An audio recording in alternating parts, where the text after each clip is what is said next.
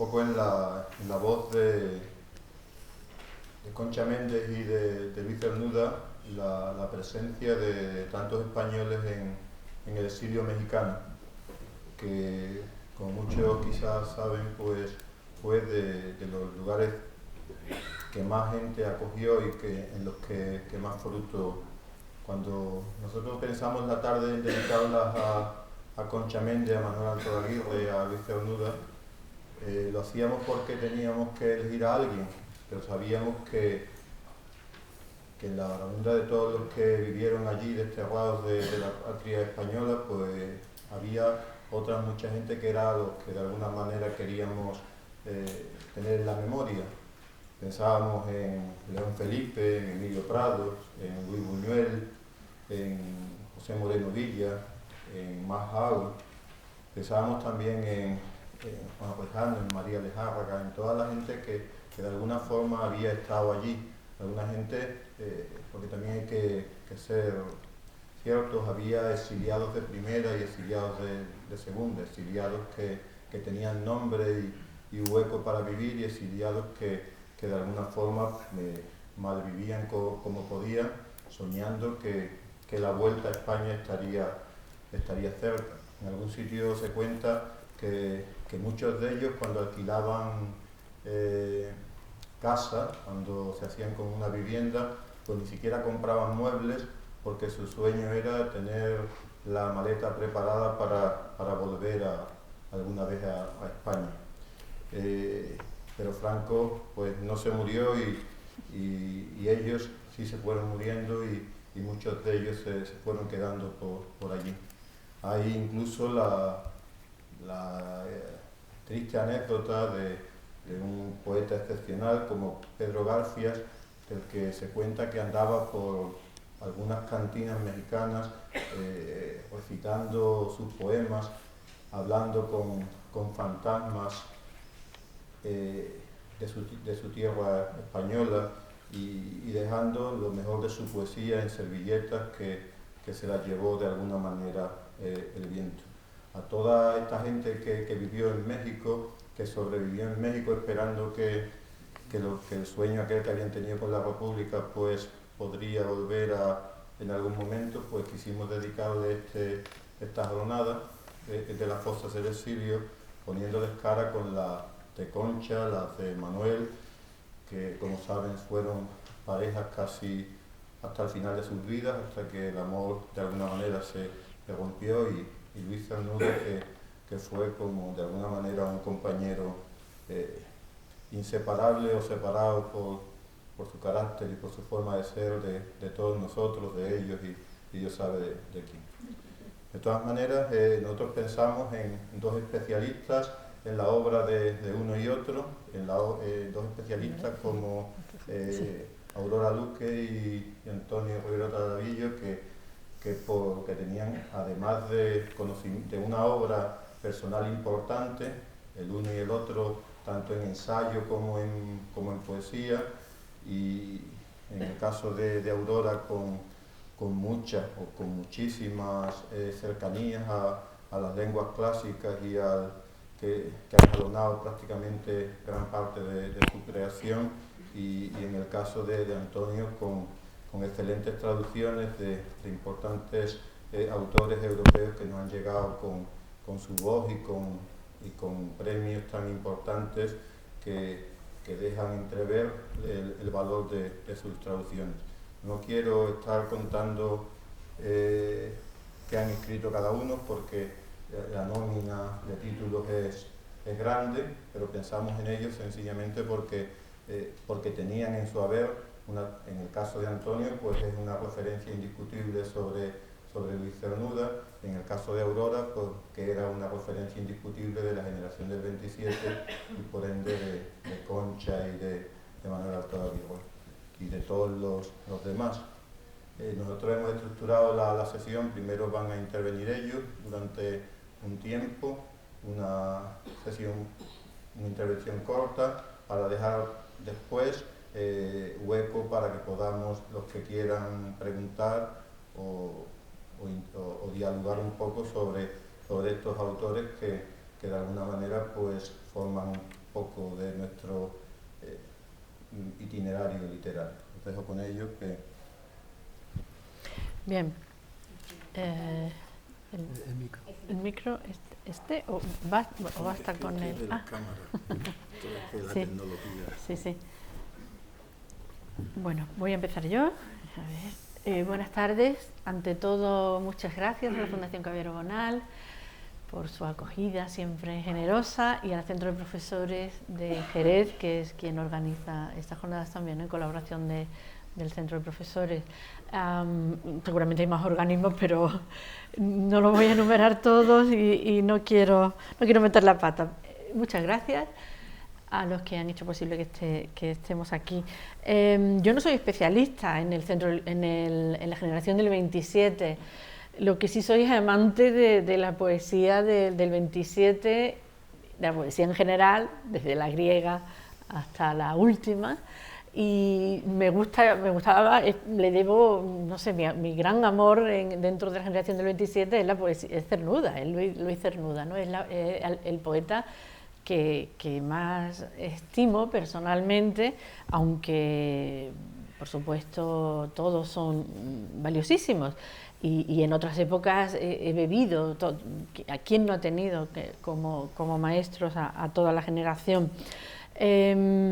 Solamente me ocupé de manera oficial, estuve unos años dirigiendo el Centro Cultural Generación del 27 de Málaga, y he realizado trabajos de rescate de escritoras, sobre todo de una que quiero hablar al final porque es una exiliada importante, y lo dejaré muy para el final, pero 5 minutos le voy a dedicar, que es Isabel Oyarzábal, que fue una exiliada muy poco conocida y que vale la pena que llegue ya también para que acabe entrando en los currículum, porque es una escritora rescatada, recién traducida. Ella escribe en inglés, era medio inglesa, medio española, pero hace una crónica del exilio de lo más, desde el punto de vista político. Fue la primera mujer embajadora, impresionante. Es un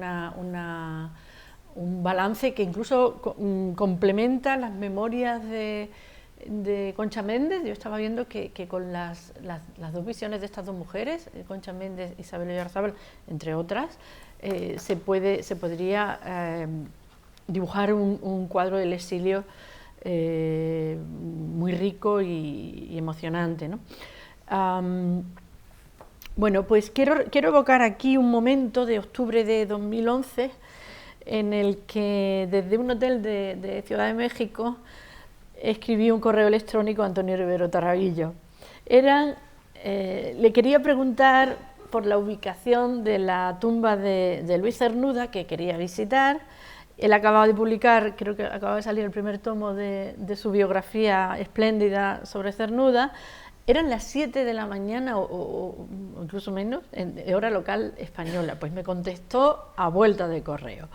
Y me dijo no solo las coordenadas exactas de donde estaba la tumba de Cernuda, sino que me recomendó muy encarecidamente visitar la tumba de Emilio Prados, que estaba cercana. Visité el cementerio, el Panteón Jardín, que es desmesurado, ¿no? Con los cementerios en México, son ciudades con calles, con avenidas. Lo visité con la compañía de dos poetas de Monterrey, José Javier Villarreal y Minerva Villarreal, que es directora ella de la Capilla Alfonsina de la Universidad de Nuevo León. Y la emoción al llegar a la tumba de Cernuda fue incontenible. Sobre todo Minerva, bueno, yo también, yo no lloré, pero fue un reconocimiento no sé, yo creo que más, sentimos una emoción mucho mayor que seguramente que si hubiéramos visitado la de algunos familiares. Incluso los cuidadores del cementerio preguntaban si buscábamos al poeta, o sea que no éramos desde luego ni mucho menos los primeros, y la tumba de Cernuda estaba relativamente bien cuidada. La que fue desolador visitar fue la de Emilio Prados, porque estaba en un abandono casi completo, cubierta de hierbajos, las letras del nombre estaban despegadas, solo quedaban dos, se podía leer un poco la huella del nombre debajo pero habían ido cayendo las letras de metal. crecía una mata de romero salvaje, era bonito ver el romero creciendo a su aire, pero en fin, el descuido era enorme. Detrás, ya me lo había advertido Antonio Rivero Tarabillo, hendida en la piedra estaba, el rojo, ¿cómo se llama el rojo? Trezontle, ¿no? Estaba esta imagen que he querido porque yo pensaba, y ya lo voy a decir de antemano, pensaba proyectar imágenes porque si hay autores que sería importante ver o que hay que imaginar plásticamente también, son estos dos poetas, dos grandes impresores, que son Manuel Altolaguirre y Concha Méndez. Su obra, además voy a destacar precisamente el papel de impresora, de cómo cambian el curso incluso de la propia generación del 27 por su labor de impresión y el estilo de imprimir poesía, cómo marcan en fin, el estilo de todo el siglo y de todo lo venidero. Y quería proyectar esa fabulosa riqueza pero en fin, se ha cruzado el destino, había una avería, está estropeado el proyector, pero no quería dejar de mostrar este barco que estaba detrás de la tumba de Emilio Prado. Está sobre piedra rojiza, es de tamaño pues casi natural, ha salido. Y solo se ve si se da la vuelta está detrás de la lápida principal, ¿no? Si giras en torno a la sepultura lo ves, si la visitas solamente desde el camino, pues no encuentras esa imagen. Cuando pienso en Concha Méndez, recuerdo este barco. Me parece que es como una cifra simbólica de su vida. Es un barco muy simple y es un barco, yo creo que tal y como imaginamos los barcos en nuestros primeros sueños. Y curiosamente está ubicado en la parte de atrás de la memoria, ¿no? Que es donde ha quedado Concha Méndez, donde ha estado tanto tiempo escondida, ¿no? Creo que la vida de Concha Méndez además hay una figura con los brazos abiertos, no está sexuada, ¿no? Puede ser un hombre, puede ser una mujer. La vida de Concha Méndez estuvo determinada por el viaje, por dos clases de viaje, dos clases de travesía.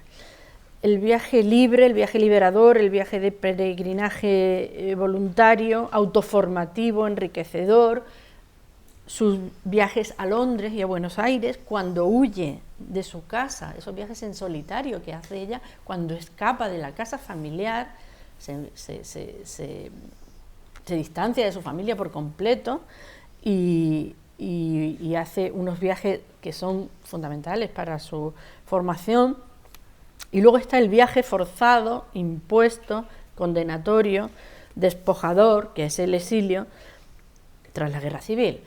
Tiene las etapas, en el caso de Concha Méndez y Manuel Altolaguirre, ya casada con Manuel Altolaguirre, París primero, La Habana 4 años y México hasta el final. Primero 10 años en la casa de Calle Ermita y luego en Coyoacán. El primer tipo de viaje que realiza Concha Méndez yo creo que hoy resulta conmovedor. En nuestro presente tenemos todo tipo de facilidades turísticas que hacen que olvidemos esa capacidad formativa y didáctica del viaje. Todo es tan fácil, todo es tan previsible que ese viaje lleno de retos y lleno a su vez de recompensas que proyectó valientemente, estamos hablando de los años 20 del siglo pasado, que proyectó Concha Méndez, ese viaje casi que ya no lo conocemos, nos resulta imposible de realizar, porque todo está banalizado y trivializado a la hora de viajar.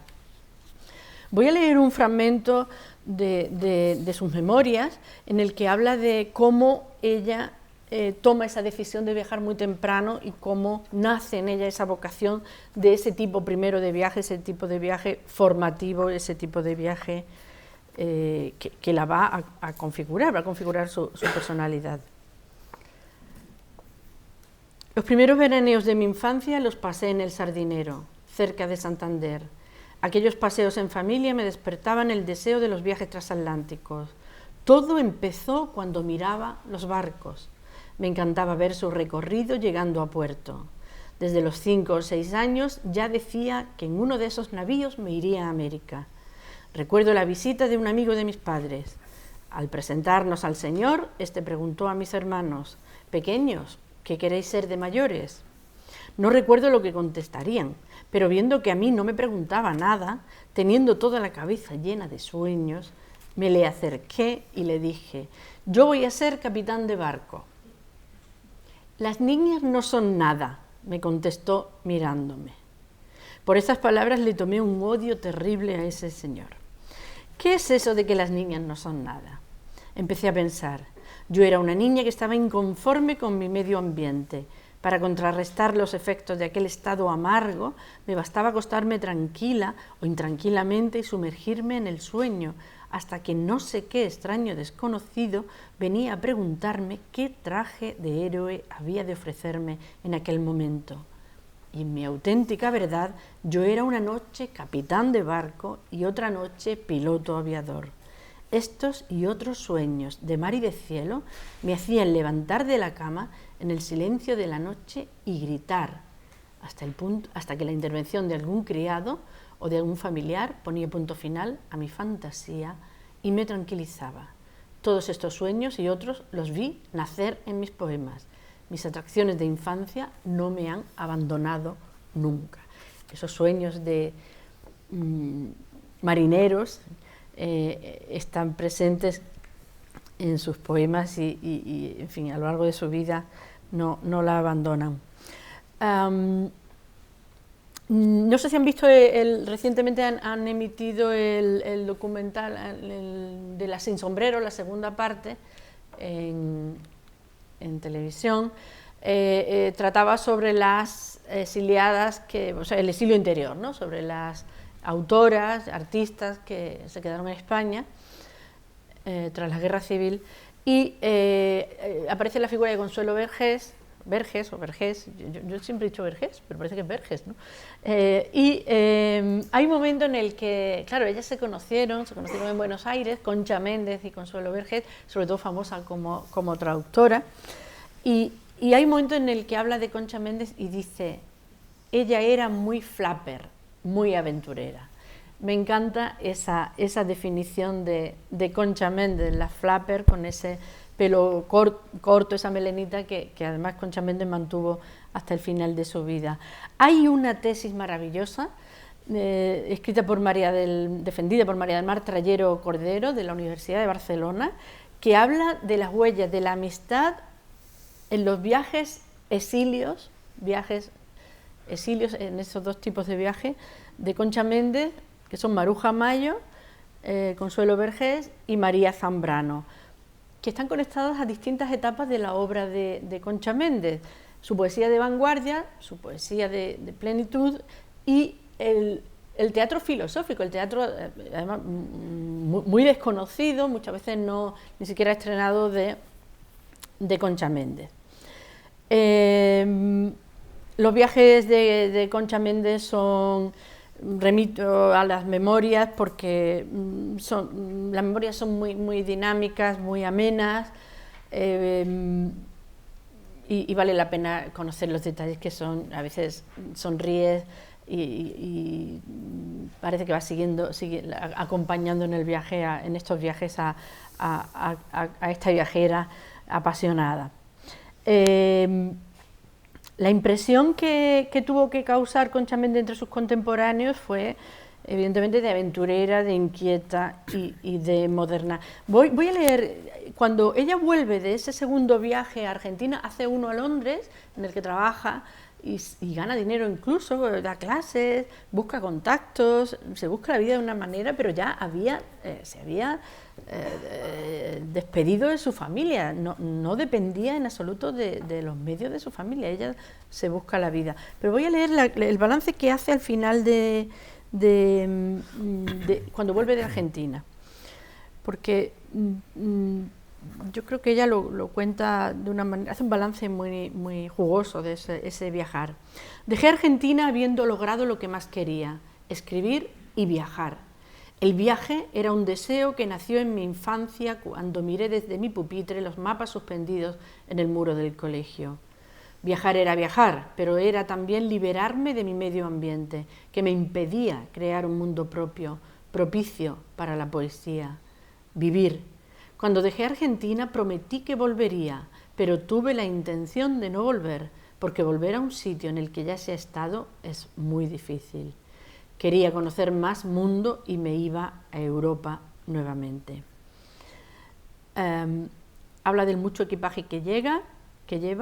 Me habían regalado en Buenos Aires una colección de teatro universal traducida al español, una biblioteca completa cuya lectura me ayudó a perfilar el personaje femenino que quería introducir en una obra de teatro que no escribí, pero que posiblemente me perfiló como otra mujer en el mundo. Es un proyecto que yo creo que el otro exilio, el otro viaje, el otro tipo de viaje, el exilio despojador, va a impedir que madure ese tipo de proyecto que tenía, que confiesa haber tenido Concha Méndez. Aquí voy a leer a propósito de la impresión entre sus contemporáneos, y ya seguro que no me queda tiempo, ¿verdad? ¿Cuánto? Creo que va bien. ¿Cuánto me queda? Todavía 10 minutos. 10 minutos. Uy, me va a quedar ahí un montón de lo que traigo. Bueno, he querido traer el capítulo que le dedica el retrato que hace Juan Ramón Jiménez en Españoles de Tres Mundos de Concha Méndez, porque yo creo que nos va a decir mucho de cómo se recibe la figura de Concha Méndez y cómo se santifica, digamos, ¿no? Cómo se nos va cómo la vamos a ver, digamos que filtrada por el gran prestigio de Juan Ramón, cómo vamos a ver a Concha Méndez. Este texto tiene enjundia, porque, en fin, voy a detenerme un poco y ya, después de verlo, dejo el turno a Antonio. Y eso que Juan Ramón, a mí me parece, bueno, la verdad es uno de los hombres más feministas, de los escritores más feministas que, desde luego, de esa generación. Incluye a muchísimas autoras, en Españoles de Tres Mundos, a muchas mujeres célebres, pero claro, también era hijo de su tiempo. Y a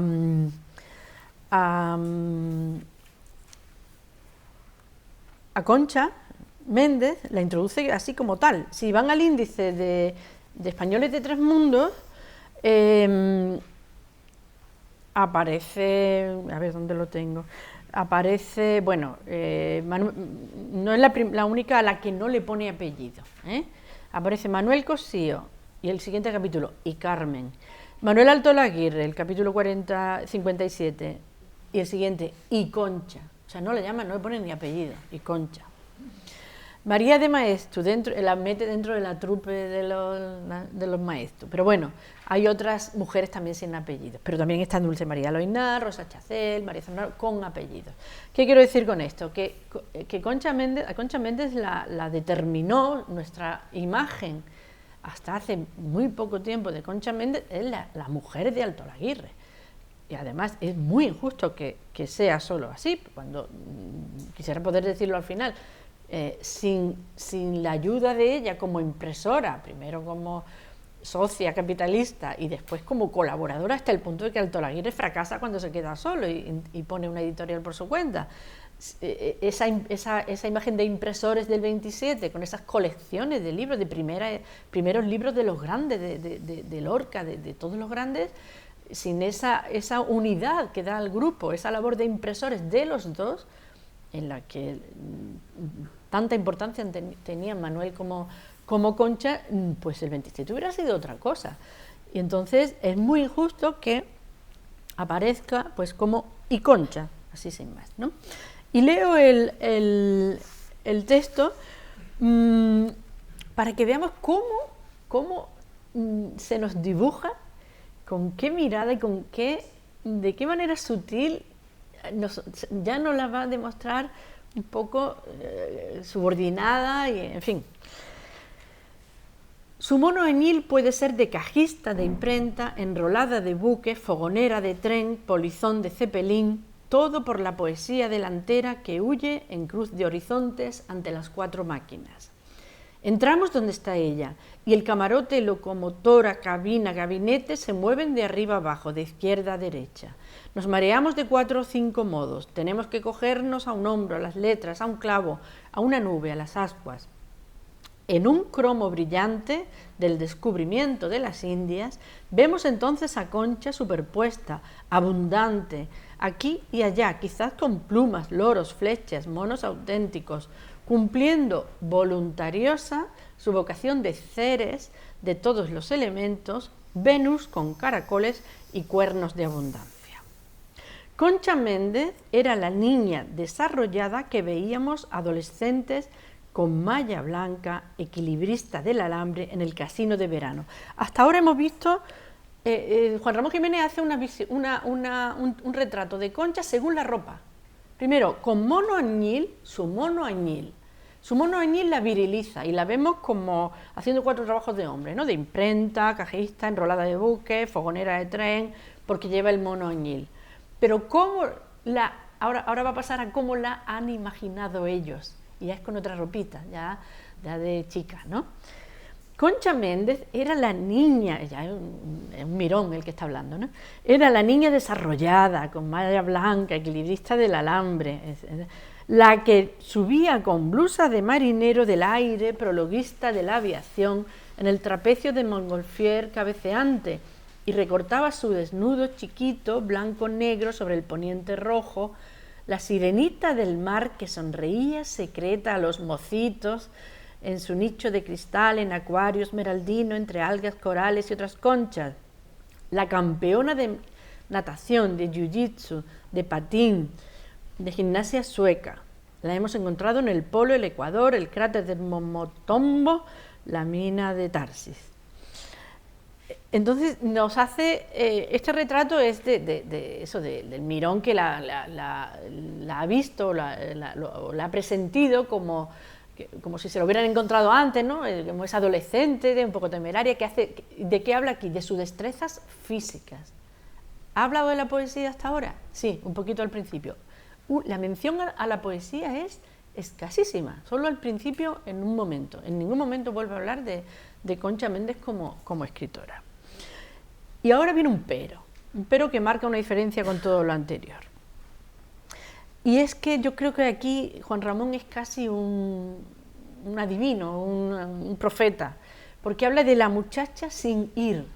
Cuando Juan Ramón escribe esto, eran los años 30, todavía no había llegado la guerra, no había llegado el exilio, pero eso de la muchacha sin ir también ya es la muchacha casada, que además tenían muchísimo trabajo, muchísimo éxito con la imprenta, cuando la tienen en Madrid, y ella misma en su memoria en algún momento se queja de lo atada que está a la imprenta, lo mucho que le gustaría ir con Federico a la barraca, lo deja insinuar, pero tiene que estar, además tenían una niña, ya, a Paloma, y ella yo creo que ya de alguna manera se siente eso, la muchacha sin ir, y así la nombra Juan Ramón, y dice lo siguiente: pero cuando la volvemos a ver en casa es la muchacha sin ir.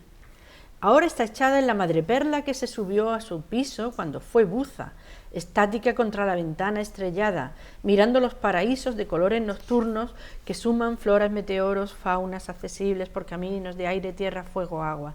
Los quiere coger con los dientes, aliguí, esa expresión no la conozco yo, y hay una explosión de naranjas, aves, rosas, cometas en su boca y sus ojos. Ríe en la fiesta general de colores y sonidos, avanzando con gesto de lancha blanca la mandíbula inferior. Se tiende del todo, se entreduerme, brújula nerviosa de carnes sobre la rosa erecta de los vientos. Yo creo que Concha Méndez, y lo dejo porque luego seguiré con lo otro, con el resto, tengo aquí un montón de notas de lectura. Concha Méndez es la flapper muy aventurera que descubre Consuelo Vergés en Buenos Aires, allí, en fin, bueno, sí voy a contar solamente que allí en Montevideo estuvo con Alfonsina Storni, y un director de periódico, pues después de un evento y tal, pues la invita a tomar unas copas y le dicen, ¿qué licor prefieren? Y ellas dicen, todos. ¿Qué licores les gustan? Y ellas dijeron, todos. Y fue y compró, encargó que trajeran todos los licores que había en el... Y los bebieron, por lo visto, hasta las 7 de la mañana, todos los licores. Yo, desde luego, de Concha Méndez, luego esa amarga muchacha sin ir, que hay sobre todo a partir de la separación de Alto Laguirre, no solo el exilio, sino la separación, el final de sus tareas de impresora. Me quedo con la impresora que cuando colaboraban, sobre todo en Madrid, y con esa muchacha aventurera que hace un camino que no, en fin, que tenemos que ponernos en su lugar, y esa valentía para esculpir su propia vida, es como María Teresa León, ¿no? Para dejar atrás a la familia de manera radical, para embarcarse en un barco, en un fogonero, en un barco de migrantes, sola, y escribir y diseñar su propia vida. Me parece que esas dos facetas, de viajera y de impresora, además de la de poeta, me parece que son muy, muy memorables. Y ya paso la palabra porque me está mirando, yo creo que ya me he pasado el tiempo.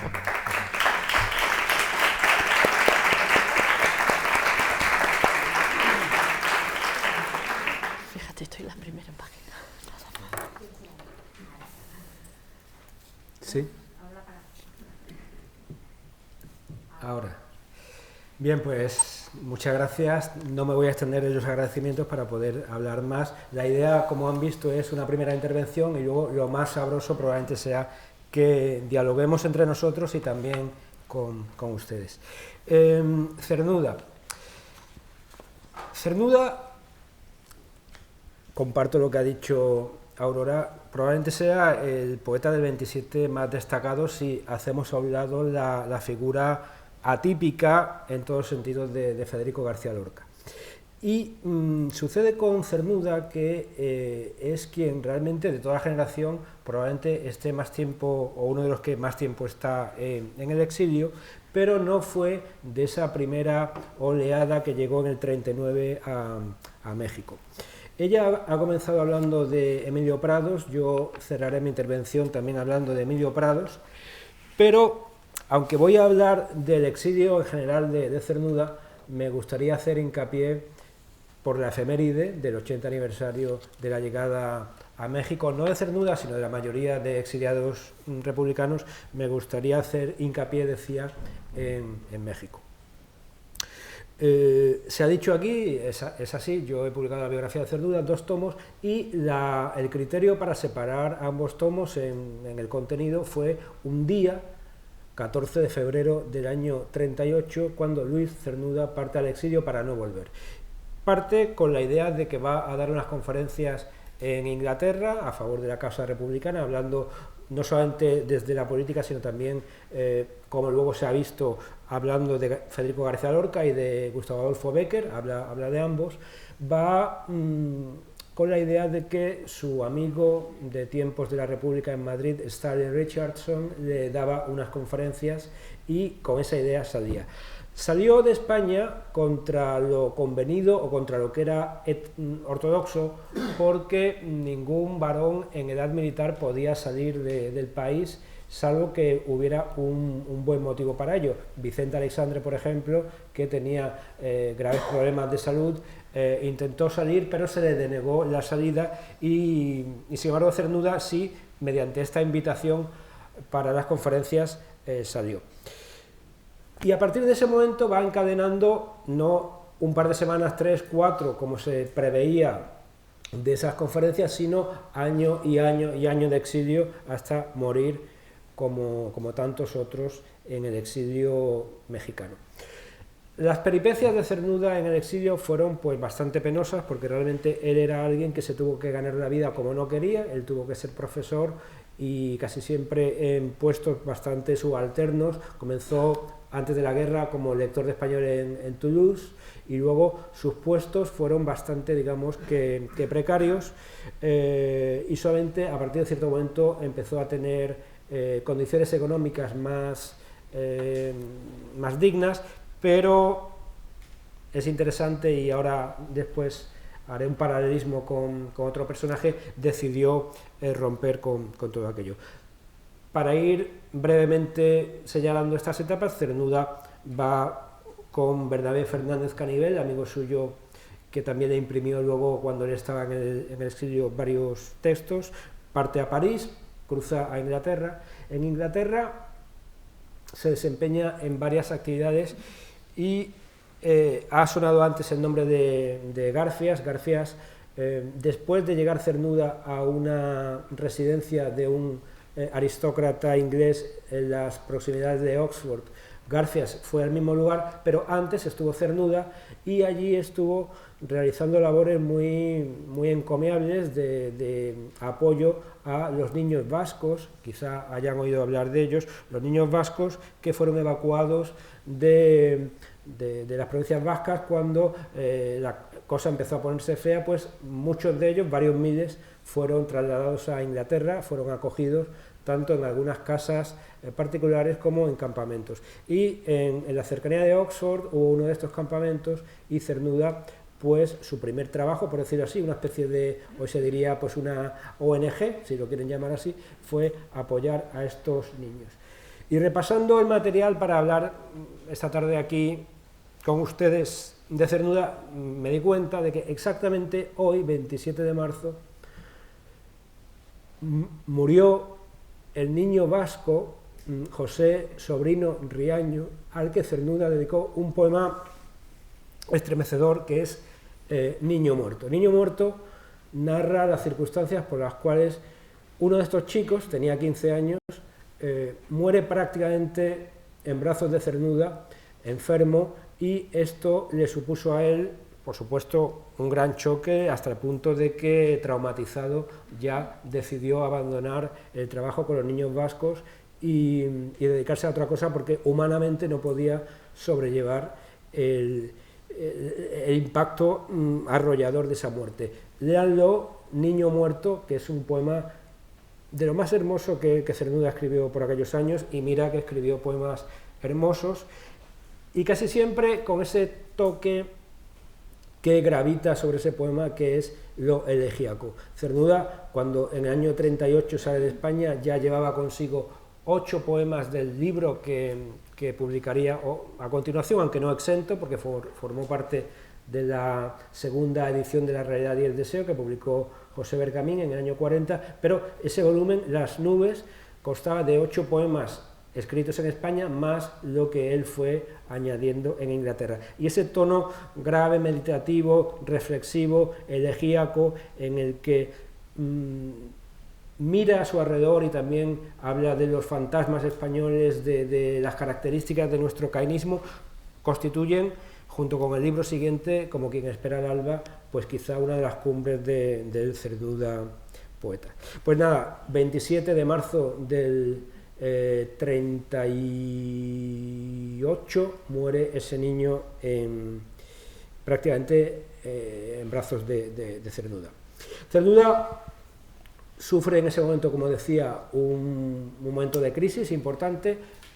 También riñe con su amigo Richardson y quiere dejar Inglaterra. De hecho, pasa varios meses en París, también en circunstancias muy penosas. Allí está Rosa Chacel, se reúne con ella, pero prácticamente está tan acuciado por necesidades económicas, tan desolado en lo personal, tan confuso y desbrújulado, que está a punto de volver a España. Se lo desaconsejaron y finalmente se quedó en Francia, y afortunadamente surgió la oportunidad de empezar a trabajar en un colegio del sur de Inglaterra, en Cranley, y allí estuvo de septiembre de aquel año hasta el comienzo de enero del año 39.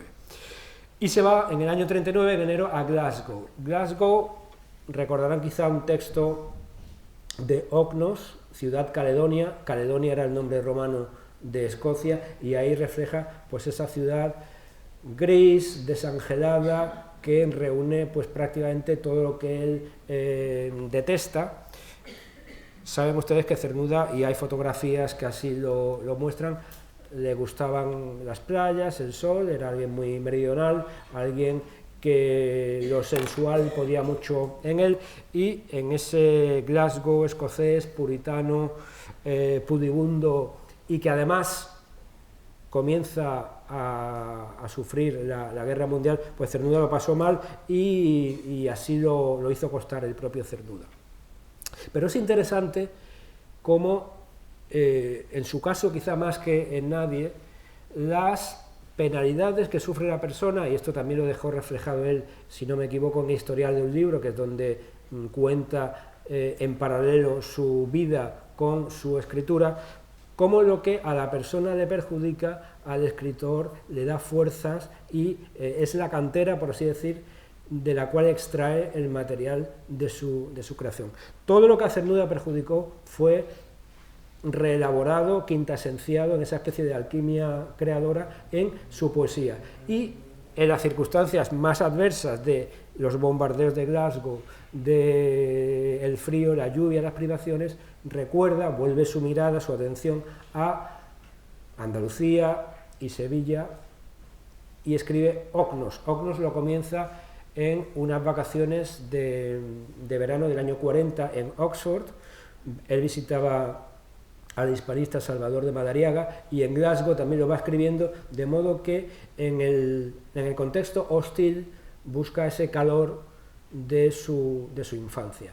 En Sevilla, esto no es Sevilla, en Sevilla corre la idea de que Ocnos es pues un libro memorialístico sobre Sevilla, sobre aquella Sevilla de Cernuda. Y solamente no es así en parte, porque realmente Cernuda luego escribe de otras cosas. Ocnos fue creciendo en sus sucesivas ediciones, pero sí es verdad que Ocnos de algún modo es el reflejo del narcisista Cernuda, que le interesa aquella ciudad en la medida en la que es el escenario de su propia juventud. He mencionado a Salvador de Madariaga, y ahora me interesa hacer una especie de prolepsis, un salto en el tiempo, porque es interesantísimo lo que descubrí trabajando en la biografía de Cernuda. Una biografía se nutre de entrevistas con personas que conocieron al biografiado, que ya iban quedando pocas, se nutre de trabajo de archivo, hemeroteca, etcétera, y también de algún modo tratar de emular a Sherlock Holmes, y en este caso encontré una partida de cartas que estaba absolutamente desconocida, inédita, y di con 9 cartas valiosísimas que cruzaron Cernuda y Madariaga.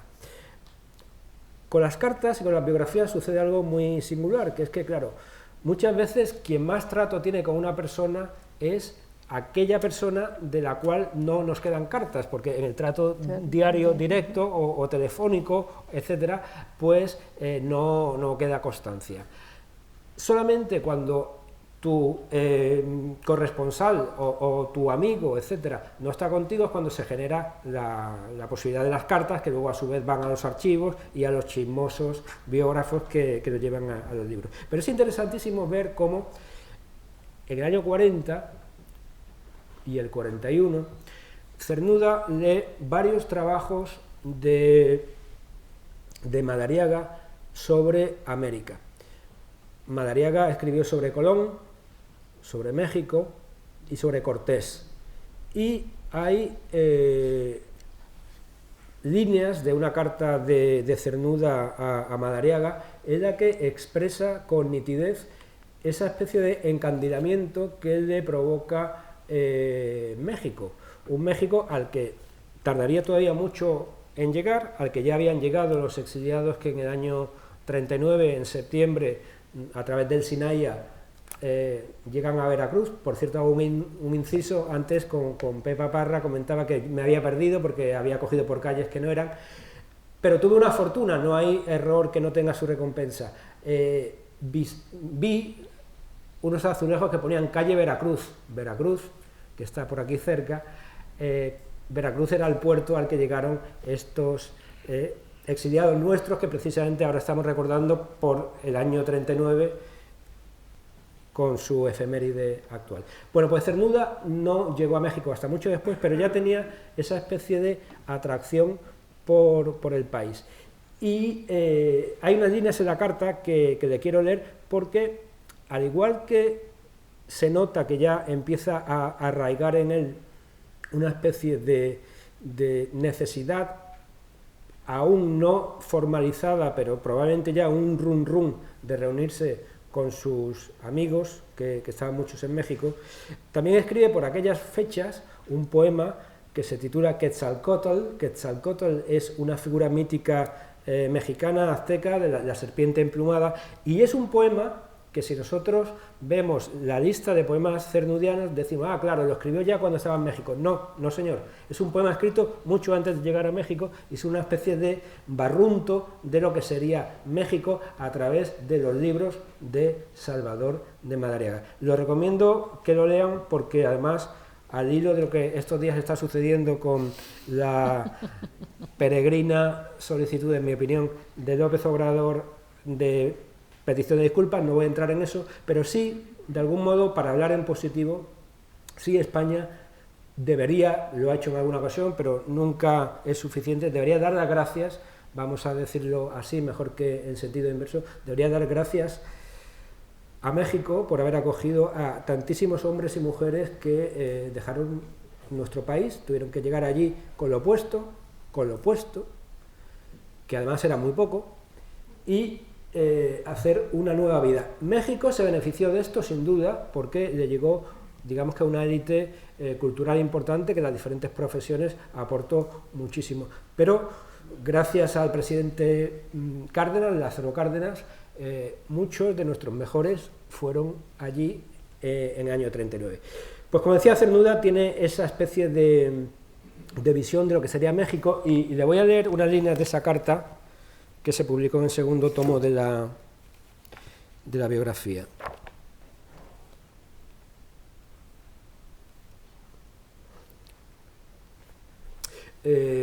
Escribió sobre Hernán Cortés, Madariaga, y en esta carta que encontré dice Cernuda. Es de 8 de enero del año 42. Para que se hagan idea, cuando Cernuda va, no por primera vez porque estuvo en vacaciones, pero cuando se asienta en México fue en el 52, 10 años después. Querido don Salvador, como el Cid después de muerto, su Cortés también gana batallas y en esta reencarnación por obra y gracia de usted me ha conquistado a mí de este vasto imperio del aburrimiento. En 3 noches he leído el libro y lo único que siento es haberlo acabado. Hacía tiempo que no leía un libro con tal olvido de mí como lector, por gusto y sin buscar los resortes técnicos, el cómo está hecha esa obra. Para los fatalistas, Cortés nació sin duda destinado a conquistar la Nueva España, y una vez conquistada, Cortés desaparece. Uno de los momentos más tristes de esta biografía no es la noche triste de Otumba, sino la sombra de Cortés, viejo y arrinconado, en la playa de Argel durante el fracaso de la conquista planeada por el emperador. Lo más admirable quizás sea esa fidelidad a su destino y cómo sabe eludir su propia persona de la escena dándose solo a través de sus actos.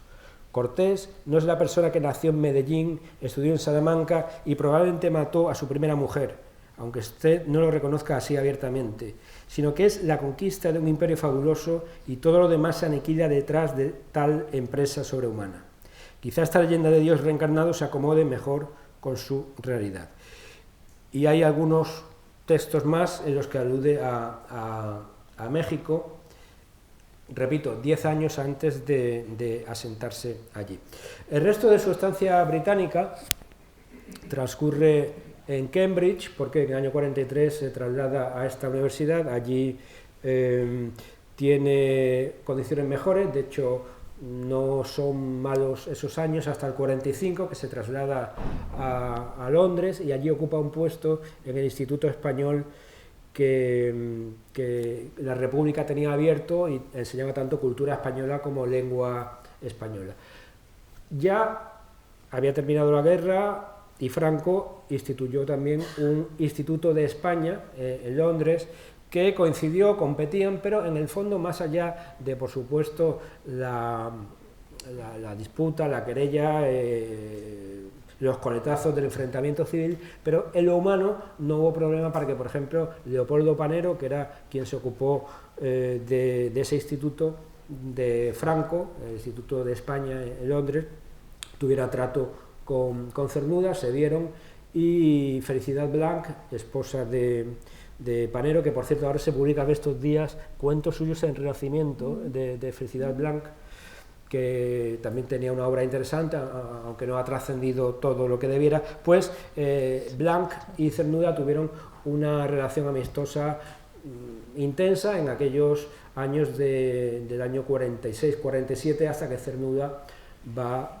a Estados Unidos. Lógicamente no me puedo extender, pero en ese tiempo ha escrito Cernuda dos libros fundamentales, como os dije, Las nubes y Como quien espera el alba.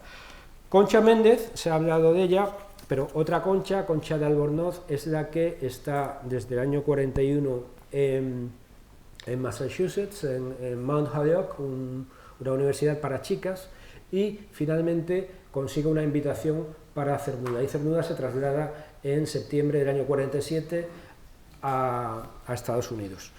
En Estados Unidos continúa el libro que ya tenía comenzado en Reino Unido, que es Vivir sin estar viviendo. Ya ven ustedes que el tono pesimista de Cernuda se agudiza, porque los libros siguientes, tras este Vivir sin estar viviendo, son Con las horas contadas y el terrible final de desolación de la quimera. Pero para volver a México, que de algún modo quería convertirlo en el leitmotiv de mi intervención, Cernuda en el año 49, en el curso, bueno, lo que voy a decir está mal elegida la palabra, porque en el curso de unas vacaciones del curso suena mal, pero durante esas vacaciones Cernuda va a México, lo visita por primera vez, y ahí tiene una epifanía, porque imagínense a alguien que ha estado en Gran Bretaña tantos años, que está en Estados Unidos, además en el norte, en un lugar frío, y que llega a México, y que por primera vez en tanto tiempo, desde el año 38, es decir, 38 al 49, 11 años, en los cuales no había escuchado el español como lengua viva de comunicación en las calles con las personas, para comprar, las plazas, etc. Y Cernuda ahí siente una sacudida que refleja muy bien en un libro hermoso que es Variaciones sobre tema mexicano. Le voy a leer solamente un poquito de La lengua, que es un capitulito en el cual expone esa emoción.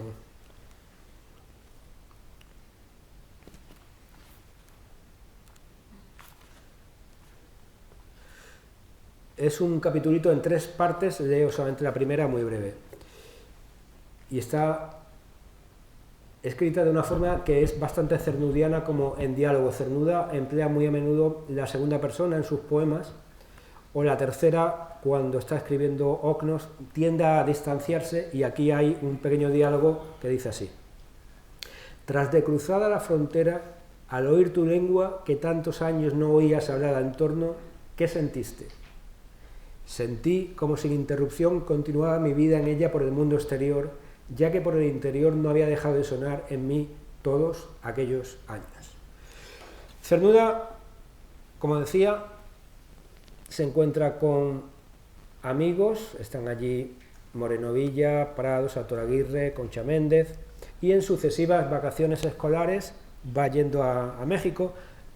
En el ínterin también se enamora de un joven mexicano, Salvador Alighieri, y llega un momento en el que, gozando de un buen puesto remunerado, o de un puesto bien remunerado en Massachusetts, como Cortés, quema las naves, renuncia a todo, y sin garantía de trabajo en México, y solamente por amor, doble amor, al joven que había conocido, y a la lengua, a la forma cultural de los mexicanos, decide no regresar a Estados Unidos, no quedarse en lo cómodo, sino lanzarse a la aventura y jugársela a una carta. Y ahí comienza en el año 52 su estancia en México.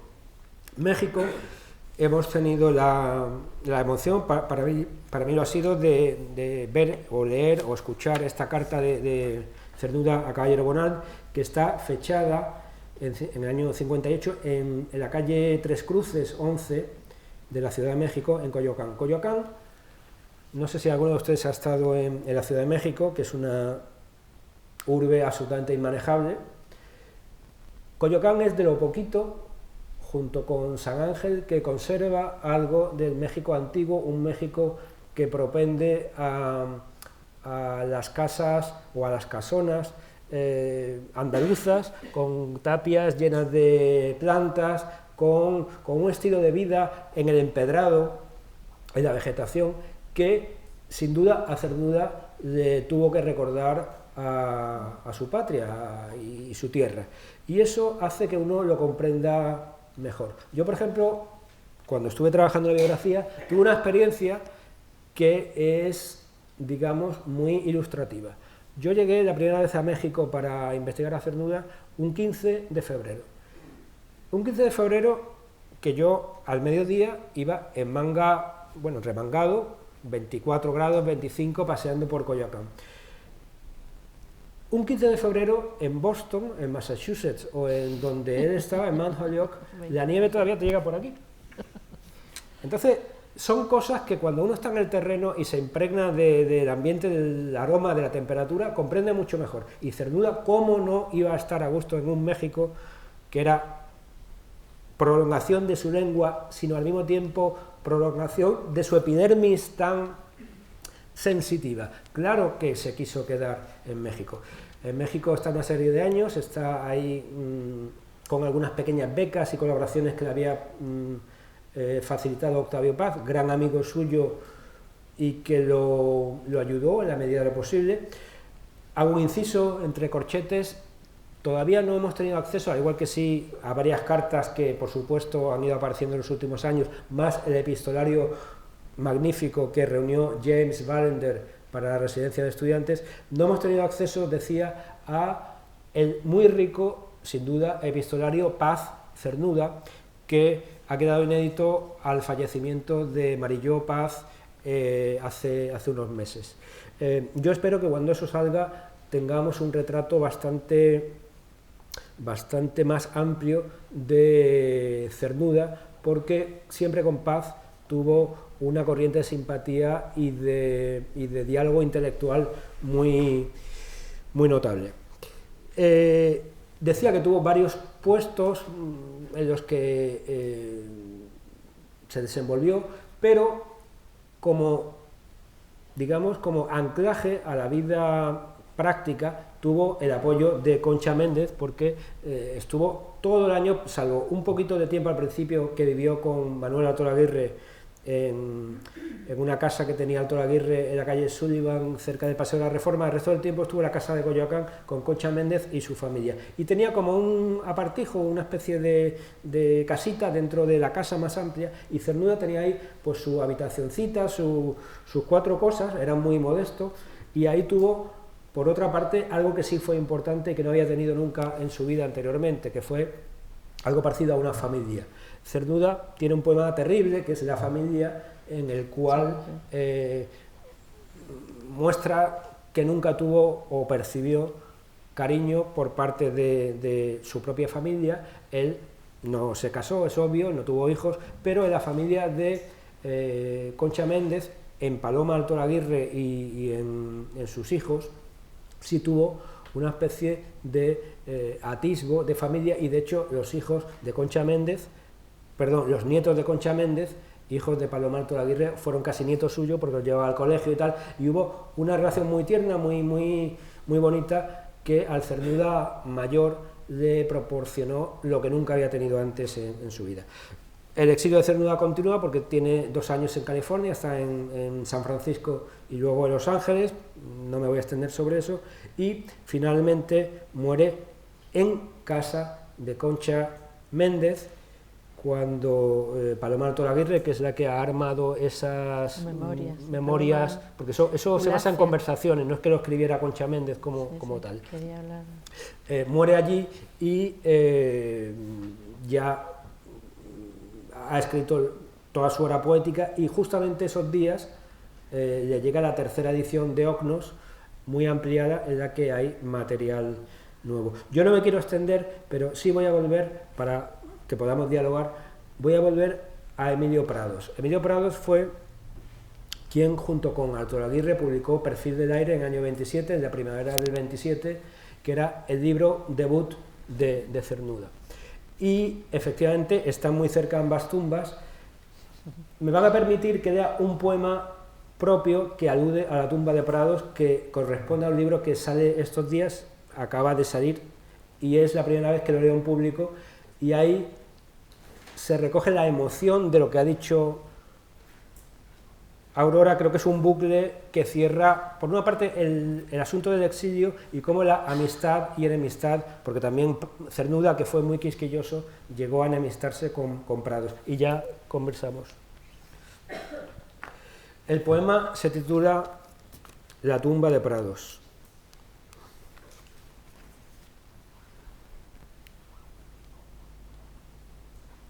Lleva dos citas, una del propio Prados, que dice: cerré mi puerta al mundo, se me perdió la carne por el sueño. Y otra de Luis Cernuda, de su bellísima elegía anticipada, que dice: el cementerio aquel descansa en codiciable olvido. Un cuajarón de sangre en la vereda, de este ajedrez de muerte inabarcable, el prisma de un coágulo tendido o volcánica piedra que recuerda erupciones antiguas.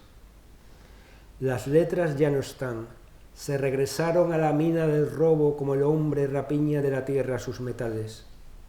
Al cabo de los años el poeta se funde la incontable cofradía de los anónimos. El que fuera impresor no tiene tipos que compongan su nombre. Sepultado con la tipografía de los huesos, es un libro cerrado que no viene a leer nunca nadie. A unos pasos la lápida de otro que fuera amigo y luego enemistado mal lo quiso, le ofrece ya la espalda para la eternidad. Su nombre sobre el mármol se reluce bajo idéntico sol, y también algo más hoy los iguala borrando diferencias que en la vida los separaron. Los dos duermen en fosas extranjeras, el sueño que no pudo ver la patria. El Panteón Jardín los reconcilia como un tercer amigo que los une con parecida luz a la del cielo que un día los juntó con dicha y gozo. Como calambres, a veces los sacuden terremotos en brusco galvanismo que no puede resucitarlos. Su enterramiento padece, sin embargo, las insidias no de los temblores, del transcurso de ruinas cotidianas que prosiguen cuando él ya no cambia. Una mata silvestre hace las veces, la sequedad le clava sus espinas, de las flores que nadie deposita. Antes de imaginarlos se secaron los pétalos de niebla no acaecidos o que el tiempo marchita como al hombre. En medio, oscuro núcleo de otra piedra, la gris porosidad de lo que escapa, calla su tumba como voz pisada por la afasia de los años. Prados efectivamente está junto a Cernuda, y yo que soy cernudiano me duele que esté tan descuidada su lápida, que está fatal. Así que, ¿qué podríamos decir de Prados también y de Altolaguirre, de tantos? Después del poema va a ser difícil bajar un poco al... No sé, ha dejado una atmósfera muy... estaba recordando cuando decía esos años últimos en California, que yo he oído que la última lectura que da Cernuda de sus poemas es en California, la última lectura pública, y existieron 2 personas. ¿Tú sabes algo? Solamente 2 personas. No sé que asistieran 2 personas, de hecho no creo que asistieran 2. De Cernuda hay por ahí una grabación, que es la que ha circulado y circula, que es una de las grabaciones que dio en California cuando él estaba en el año 61-62 en San Francisco, y hubo 2 lecturas. La editorial Visor tiene un CD que es eso. Pero la Universidad de San Francisco conserva unos ficheros de audio de esas lecturas, y yo descubrí hace 2 años la otra lectura, y hay ruido de gente, y de hecho hay niños, porque no sé por qué, hay un ruido de fondo de niños jugando, y hay, con mayor nitidez que en la otra grabación, se ve a Cernuda, o se oye Cernuda recitar. Y lo que es emocionante de verdad es que en esa lectura se le acercó un antiguo combatiente en la guerra de España de la Brigada Lincoln, de las brigadas internacionales, y habló con Cernuda, y Cernuda, emocionado por ese contacto de alguien que había venido a España, tan lejos de su país, a luchar por una causa que le pareció justa, escribió un poema, 1936, en el cual narra eso. Y me lo has puesto a tiro para que lea el poema, porque ya una vez dicho... No.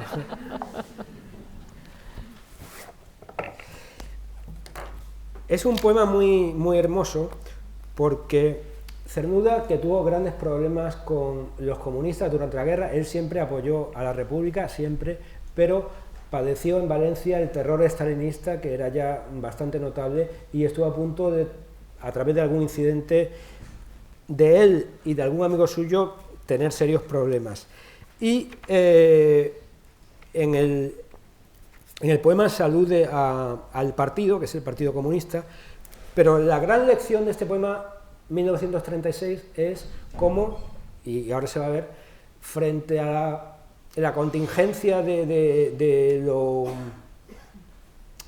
lo peor que puede tener el ser humano, también está la grandeza, y él lo recoge estupendísimamente en el poema. Este ya es el Cernuda último, creo que es el penúltimo poema de Desolación de la Quimera. Recuérdalo tú y recuérdalo a otros. Cuando asqueados de la bajeza humana, cuando iracundos de la dureza humana, este hombre solo, este acto solo, esta fe sola, recuérdalo tú y recuérdalo a otros. En 1961 y en Ciudad Extraña, más de un cuarto de siglo después, trivial la circunstancia, forzado tú a pública lectura, por ella con aquel hombre conversaste, un antiguo soldado de la Brigada Lincoln. 25 años hace, este hombre, sin conocer tu tierra, para él lejana y extraña toda, escogió ir a ella, y en ella, si la ocasión llegaba, decidió apostar su vida, juzgando que la causa allá puesta al tablero entonces digna era de luchar por la fe que su vida llenaba. Que aquella causa aparezca perdida, nada importa. Que tantos otros, pretendiendo fe en ella, solo atendieran a ellos mismos, importa menos. Lo que importa y nos basta es la fe de uno. Por eso otra vez hoy la causa te aparece como en aquellos días, noble y tan digna de luchar por ella. Y su fe, la fe aquella, él la ha mantenido a través de los años, la derrota cuando todo parece traicionarla. Mas esa fe, te dices, es lo que solo importa. Gracias, compañero, gracias por el ejemplo. Gracias porque me dices que el hombre es noble. Nada importa que tan pocos lo sean. Uno tan solo basta como testigo irrefutable de toda la nobleza humana. Cada vez lo pones más difícil, ahora cualquiera, ¿cómo seguimos hablando? Es interesante cómo la amistad Cernuda y Méndez y Alto Aguirre en realidad se origina con él cuando Perfil del Aire en el año 27, pero luego en Madrid conviven bastante y muy... También le presta la casa. Exactamente. Ellos, Viriato. Méndez y Alto Aguirre, marchan a Londres, tenían una beca, una ayuda, y en Londres hacen algo muy bonito, que es una revista que se llama 1616, en la que reúnen pues lo mejor de la poesía inglesa y española, traducen y tal, y Cernuda, que ya vivía en el mismo edificio, en la calle Viriato en Madrid, cuando ellos marchan ocupa su casa, y al igual que por primera vez tuvo la familia de Concha Méndez, la primera vez que tuvo una casita, digamos que apañada y arreglada con su gusto, con sus 4 cosas, pero que se sintió como un hogar, fue en la calle Viriato, que era el piso que habían dejado ambos. Eso es bonito. Sí, además se van con una beca de la Junta de Ampliación de Estudios para estudiar artes tipográficas en Londres, y además compran, lo que me maravilla de Concha Méndez y de Manuel Altolaguirre, aparte de que también Concha Méndez dice de Altolaguirre que viajar con él era como estar en participar en un film de aventuras, dice en una carta a Bernabé Fernández Canivel, de Concha a Bernabé Fernández Canivel. Es que no tenían pereza ninguna, donde llegaban ponían compraban una imprenta, y se inventaban una revista, una colección. Lo hacen en todo, lo hacen en La Habana, lo hacen en cualquier momento. Tienen una ansia por editar que verdaderamente es loable. Cuando Concha Méndez se deja La Habana, no puede llevarse las máquinas de imprenta que tenía, ¿no? Porque era demasiado grande y tal. Se llevaron una máquina de escribir y no sé qué otra, y se las requisaron. O sea, a México llegan absolutamente desnudos. Y además también sabe ella, ya en las memorias de luego son, aunque son memorias armadas, yo creo que en el sentido también de, están montadas por la nieta, por Paloma Eulacia Altolaguirre, con entrevistas que le hace, con 20 y tantas horas de grabación que le hace cuando ella ya tiene 83 años. Entonces son un documento muy vivo, muy ameno, pero hay momentos de un lirismo, hay momentos elegíacos, y esa salida de La Habana, pero ella sabe también que lo de Altolaguirre, de alguna manera anticipa, a ese llegar tan desnudo a México, anticipa que lo va a perder todo lo que ha sido antes en su vida. Entonces esa vinculación a esas máquinas que celebraba, además Juan Ramón las ponía a ella en una encrucijada de máquinas de imprimir. Yo creo que en fin, que parte de su destino. Yo sí estuve también en Tres Cruces, claro, la casa. Hay quien decía, ¿por qué no llamaste? No, en fin, me daba muchísimo apuro. Y también, además, un poema que tú me comentaste algo, escribí un poema que en Massachusetts, en la universidad en la que enseña Cernuda, que creo que es donde escribe el Nocturno con lámpara, ¿no? Es el poema de...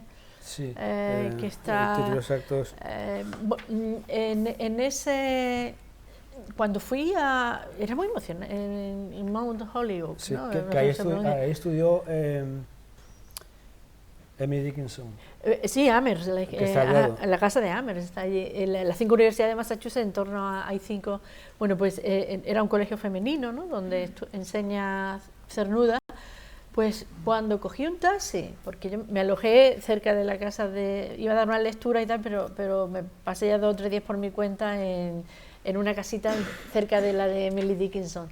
Pero al subirme a un taxi, llovía, además con esa lluvia que está también que aparece, no sé, notamos ese frío del norte, ¿no? de Estados Unidos en esos poemas de Cernuda.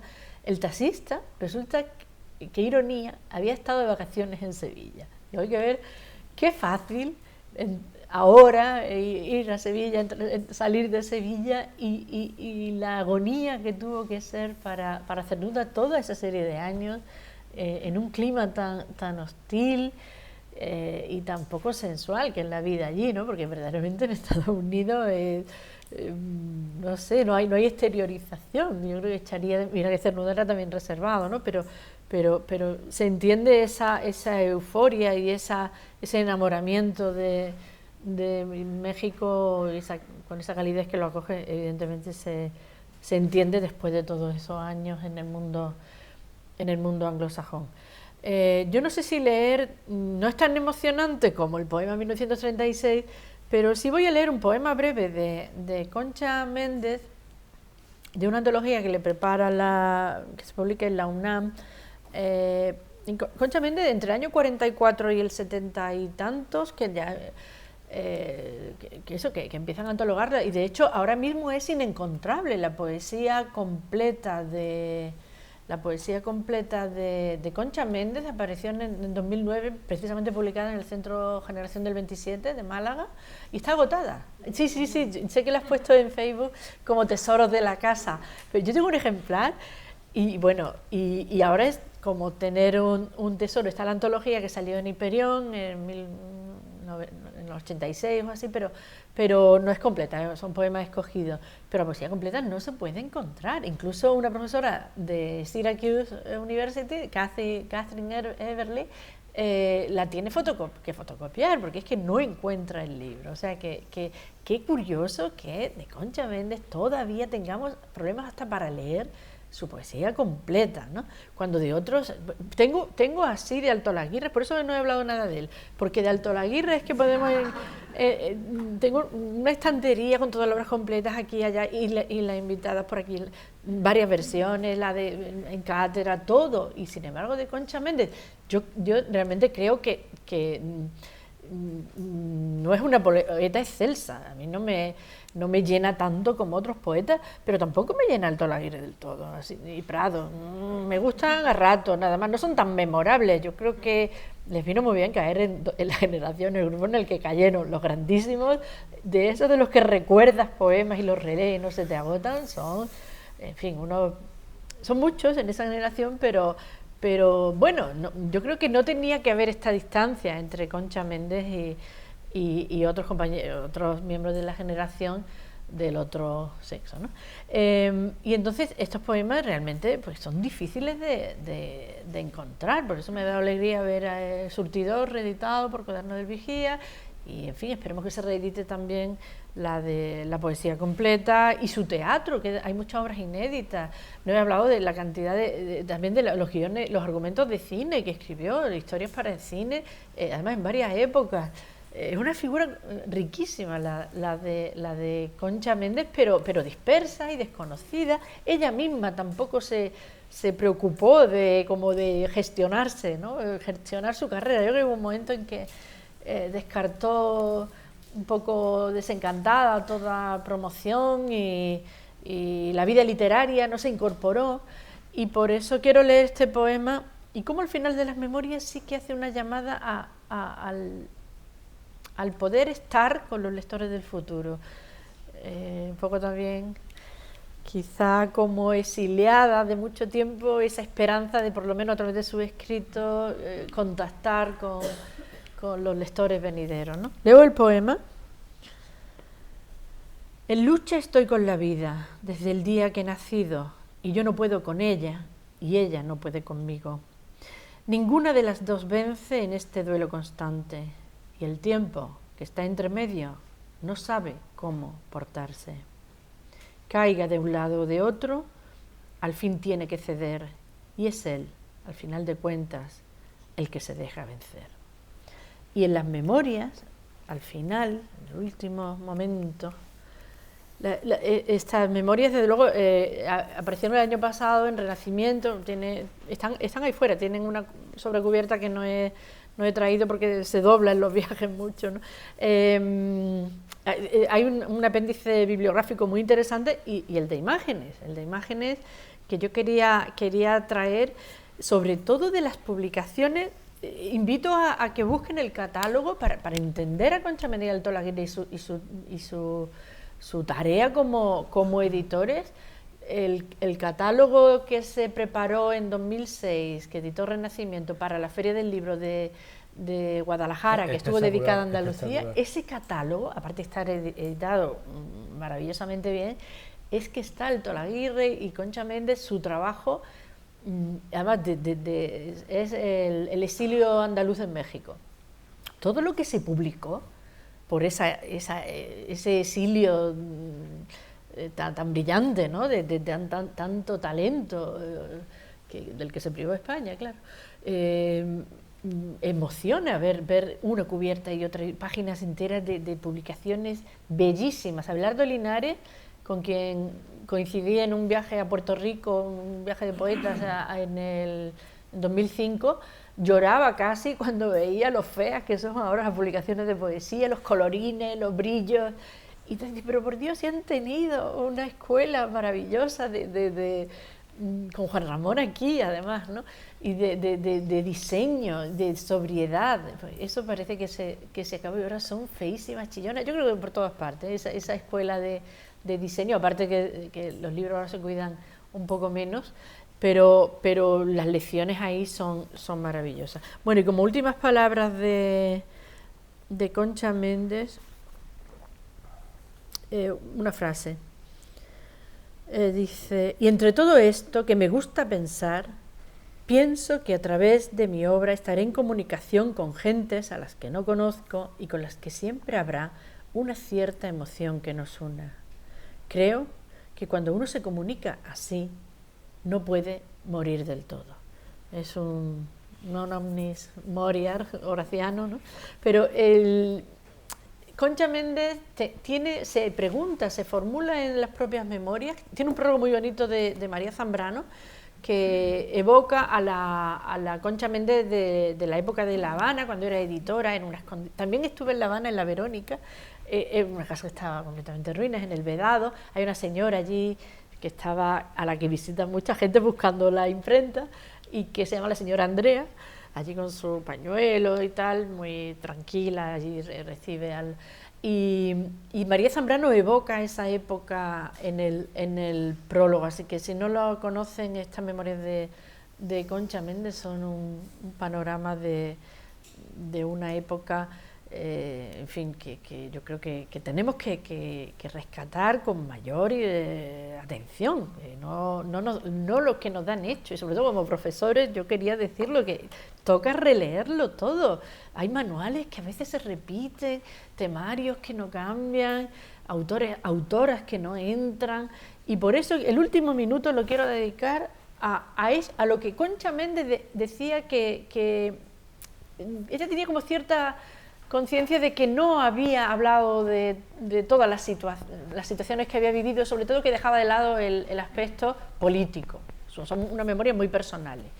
El aspecto político lo trata, como ya he dicho, Isabel Oyarzábal, bueno, hay muchos otros autores, pero quiero rescatar este nombre, que se os quede, porque tiene una memoria del exilio, historia de los republicanos españoles en el exilio, Rescoldos de Libertad, historia de los republicanos españoles en el exilio, que son espeluznantes, porque ella había sido embajadora de la República en Suecia, con toda la familia, con los varones en los campos de concentración en el sur de Francia, intentando reunirlos a todos, y acaba en México, y muere en el 74. Y escribe unas memorias políticas, unas memorias de una mujer en la que la República había confiado para darle el cargo de diplomático, había sido embajadora en Suecia y luego también en Finlandia. ¿Y cuál es la gran queja de Isabel Oyarzábal? Pues en ese libro, que se publica en Nueva York, lo publica además en los años 40, alertar a las democracias occidentales, alertar a Estados Unidos sobre todo, del peligro del fascismo, del peligro que además todavía no había... Bueno, cuando la escribe ya sí había... pero estaba la guerra empezando, ¿no? Y lamentando que no se ayudara a España en el momento de la guerra española a frenar los abusos de Alemania y de Italia, y sobre todo la inhibición vergonzosa de las democracias occidentales. Inglaterra y Francia y tal dicen que lo de Franco, la guerra es cosa de ellos, es un problema nacional, y se inhiben y aprovechan los fascismos para hacer lo que hicieron. Entonces esa conciencia política complementa, yo creo, este aspecto tan personal, tan de vida diaria de la memoria de Concha Méndez, con una mujer con una conciencia política y una lucidez, y son muy desconocidas. Están publicadas en Málaga, ediciones Genal, traducidas por dos estupendos traductores, profesores de instituto de inglés, y las recomiendo, que de verdad es uno de esos nombres que ahora toca. Concha Méndez y las Sin Sombrero ya han llegado a la televisión, pues ahora le toca a muchas otras que hay, escritoras sobre todo, llamé nombres, pero por ejemplo se quedó mucho tiempo, como era muy moderado, el autor de Chávez Nogales. Chávez Nogales, al no ser comunista, era muy crítico y era moderado. También le pasó a Isabel Oyarzábal, que era socialista y moderada, y no entró en los rescates de primera hora, y ahí está la pobre perdida, pero ya le tiene que tocar también. Así que con esta invitación yo ya, desde luego... Yo creo que podemos abrir que cualquier comentario, pregunta, podemos... Sí.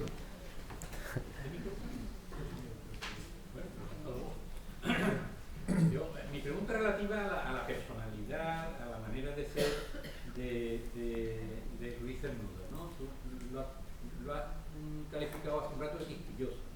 En las memorias de Concha Méndez me llama mucho la atención que una persona tan íntima a esa familia, Concha lo trata por lo menos 2 veces o quizás 3 de extraño. Sí, sí, no estas cosas, esas eran sus cosas, sí. Hay una anécdota preciosa al final, casi al final del libro, quiero recordar, donde hay una foto también muy bonita, que se ve con los 3 de Concha, y hay una anécdota preciosa donde dice que ella no veía, cito de memoria, no veía a Luis Cernuda, que quería mucho a sus nietos, no los veía besando. Pero un día ella se quedó, cuando los llevaba al colegio y tal, se quedó mirando por la ventana y vio que los besaba, ¿no? Entonces, le quería preguntar a Antonio, que ha estudiado tanto a Luis Cernuda, que a ver si me podía calificar cómo era como persona Luis Cernuda, porque uno lee muchas cosas, tú has dicho quisquilloso, Concha Méndez le llama extraño. Uno ha leído tantas cosas a Luis Cernuda que me gustaría saber de alguien que lo conoce profundamente, porque ha escrito a fondo sobre él, cómo era realmente Luis Cernuda como persona. Fue alguien que se boicoteó a sí mismo. Él rompió con muchísimas amistades por esa especie de hipersensibilidad. Fue muy susceptible, a veces con razón y muy a menudo sin ella. Por ejemplo, con Concha Méndez. Estando en California, Concha hizo un poco de arreglo en el cuarto de Cernuda y le puso una cómoda para sus cosas. Cernuda se enteró y montó en cólera porque no era del color, era de caoba, y él la caoba la consideraba como algo tétrico, no sé qué, y estuvo a punto de romper con Concha. De hecho, al llegar en avión a la Ciudad de México, fue a recogerlo Paloma Alto Laguirre y tuvo que darle muchas vueltas a varias rotondas y para ir de algún modo limando asperezas para que finalmente desistiera Cernuda de esa escenificación de la ruptura con Concha Méndez. Son cosas que dicen mucho del personaje. Fue alguien muy encerrado en sí mismo, muy sensible, en el peor término la peor acepción de la palabra.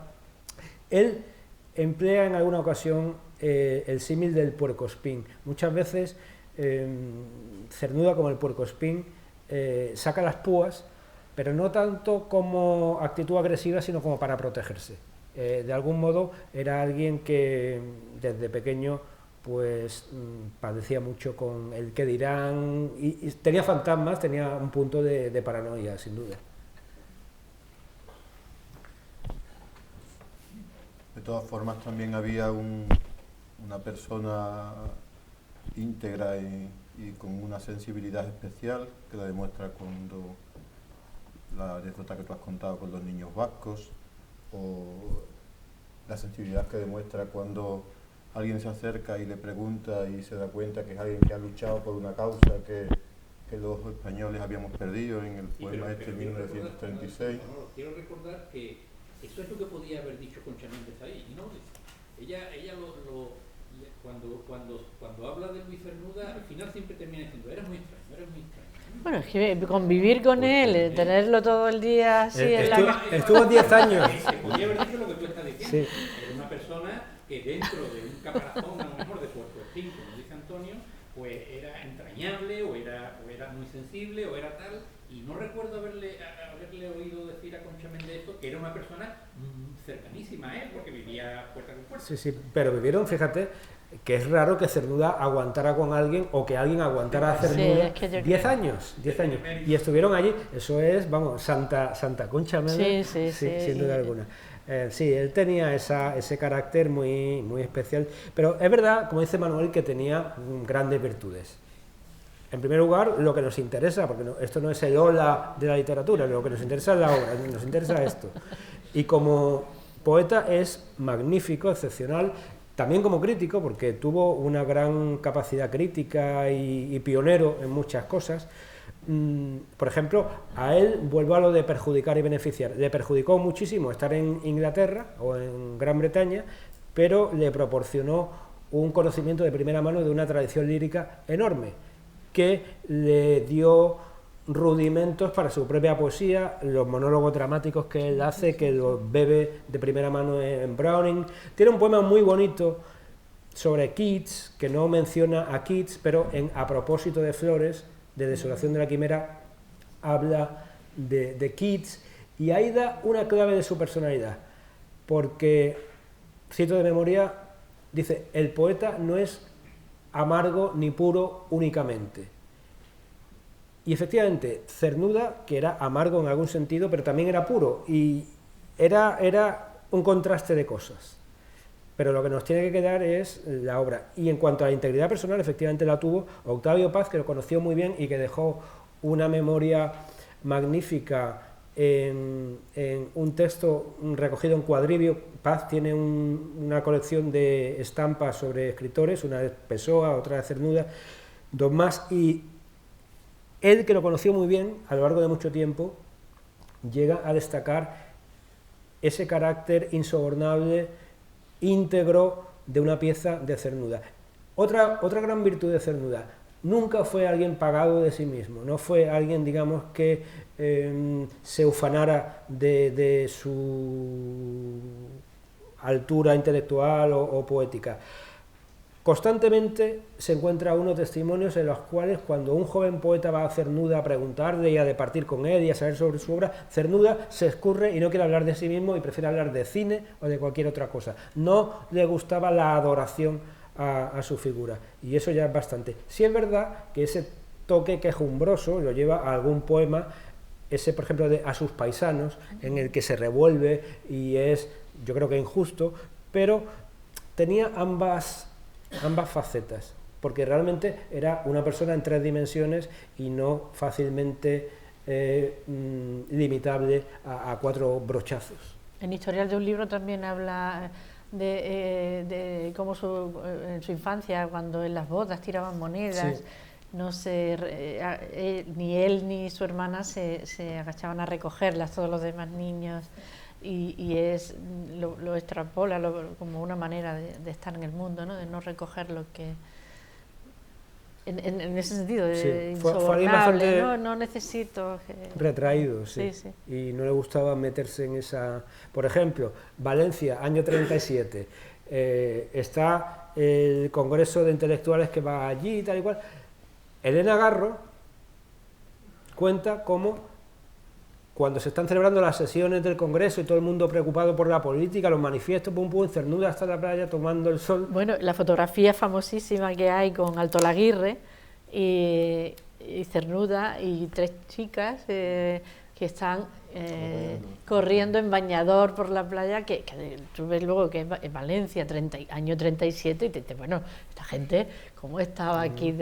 Y son unas caras de felicidad, además unos bañadores, se ven muy humildes, ¿no? Porque estaban ahí como un poco precarios ya, y es un contrapunto a la tragedia, ¿no? Que es una fotografía, y claro, seguramente fue también en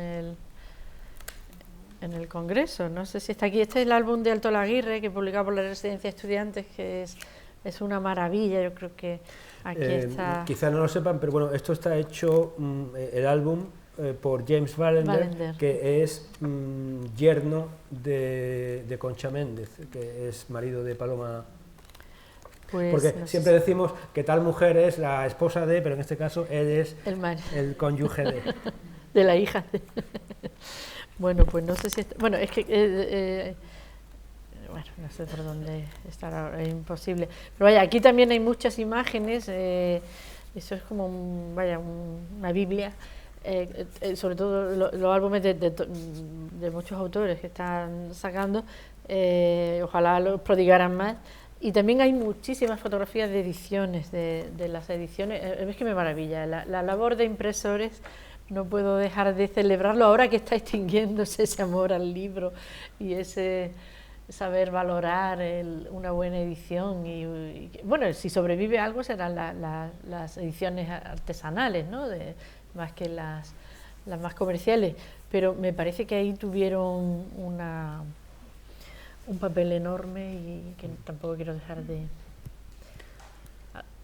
A ver, ¿alguna pregunta? No sé, una postilla a lo que has dicho de la labor de impresión de un libro que leí hace mucho tiempo y tampoco la memoria de los viejos es como es.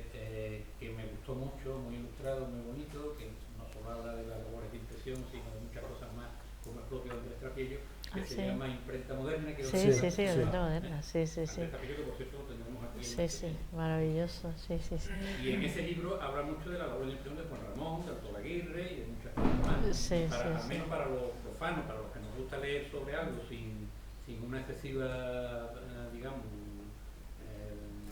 profundización, aquel libro era encantador y además muy ilustrado. No tengo comisión por...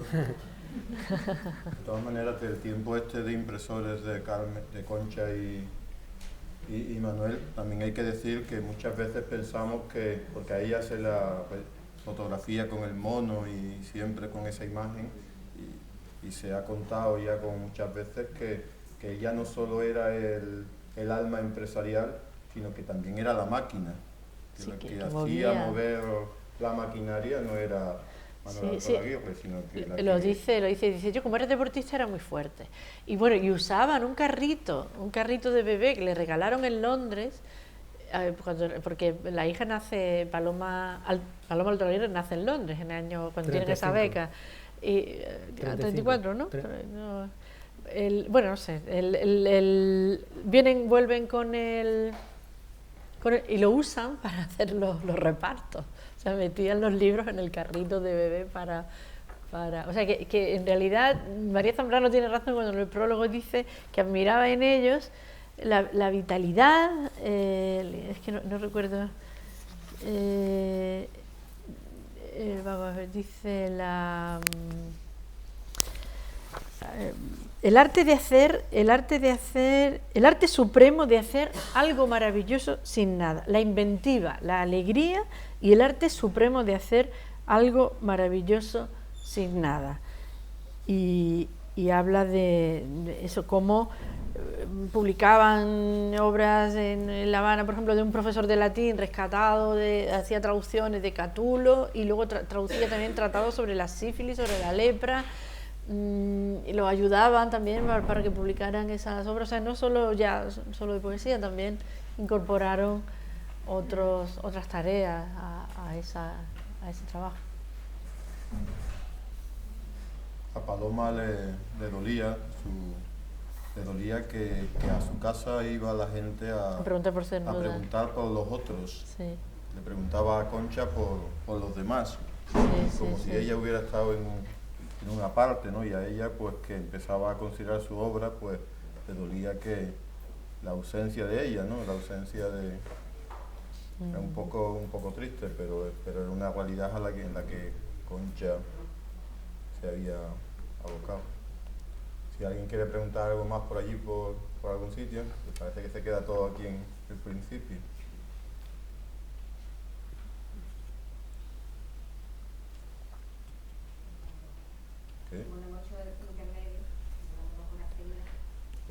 Hemos cansado, hemos agotado al personal. Sí. Solo una pregunta, Antonio, que especialmente a mí me interesa. Cernuda nunca quiso volver a Sevilla para nada, pero yo tampoco le he escuchado nunca el deseo de querer volver a España. No, al contrario, él expresó en más de una ocasión su deseo de no volver.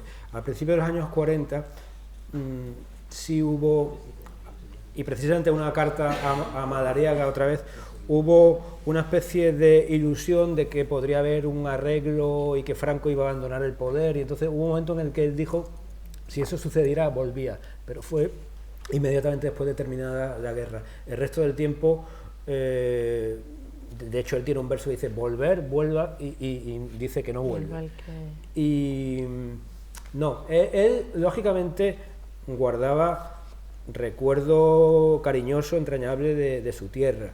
Al mismo tiempo fue muy duro con ella, y ambos platillos de la balanza estaban en equilibrio. De hecho, cuando se va a publicar una antología italiana de su poesía, él dijo al editor que por favor equilibrara los poemas que fueran, digamos que nostálgicos, y aquellos que fueran más de imprecación, a efectos de que no quedara desfigurada su, digamos que su doble sensación de amor-odio hacia la tierra, que no era por otra parte un odio como tal, era más bien advertir los vicios nuestros, que tenemos muchos y notables vicios, y desde su, digamos que, atalaya de persona crítica y con la voz del poeta, que muchas veces viene investida de una especie de amor por la verdad y su expresión, poner el dedo en la llaga.